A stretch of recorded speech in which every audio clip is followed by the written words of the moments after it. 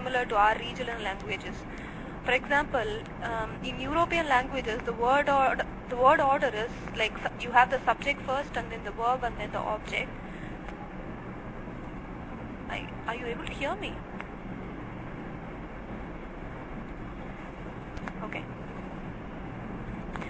So you have the in European languages, basically like English, you have the word order, like you have the subject first and then the verb and then the object. But with respect to the Japanese, the word order is completely different. It is quite similar to our regional language. For example, in Tamil we have the subject first and then the object and then the verb at the last. So Japanese is more or less similar to Thank you. So Japanese is more or less similar to this to our regional language. You have to mandatorily have the verb at the end. So the sentence formation is basically the subject, the object, and then the verb. For example, when you say in English, when you consider the English language, in English you say I ate the food, but when you take the Japanese language, it is basically the subject comes in the first, which is like I, and then the object comes in the middle, the food, and then you have the ate at the last. So it will be like I food the ate. So it's completely different from English, but it is more or less similar to our language. So it is going to be easier for Indians to learn the Japanese language. So today I'm going to give you an idea of what the JLPT examination is all about, and also introduce you to the examination structure of the L5, which is the N5 JLPT. So JLPT basically stands for Japanese Language Proficiency Test.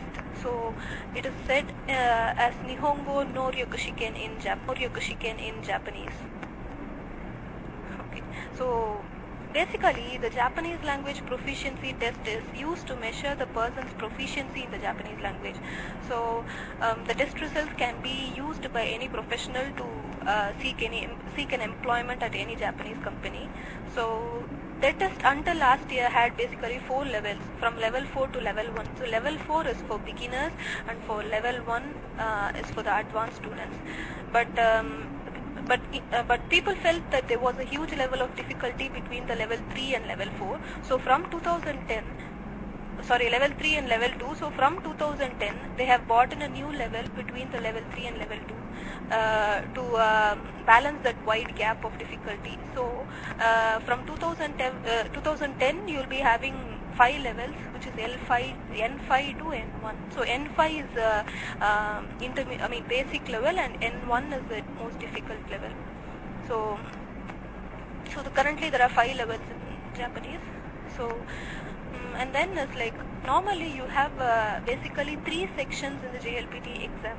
So first section will check your writing and vocabulary skills, and the second section will check your listening skills, and the third section will check your reading and the grammar skills.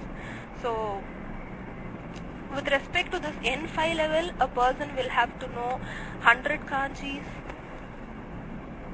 Yeah, more or less like Pratmik, Madhyama, Rashtrabhasha, yes. Quite similar to Hindi. I am like totally unaware of what Hindi is like, so I don't know Hindi. So writing, no, it is more or less like objective level. So you won't you won't be required to do any writing at all. It is like objective level. So you'll have to choose the best. So no writing is required. So for L5, for the level 5, which is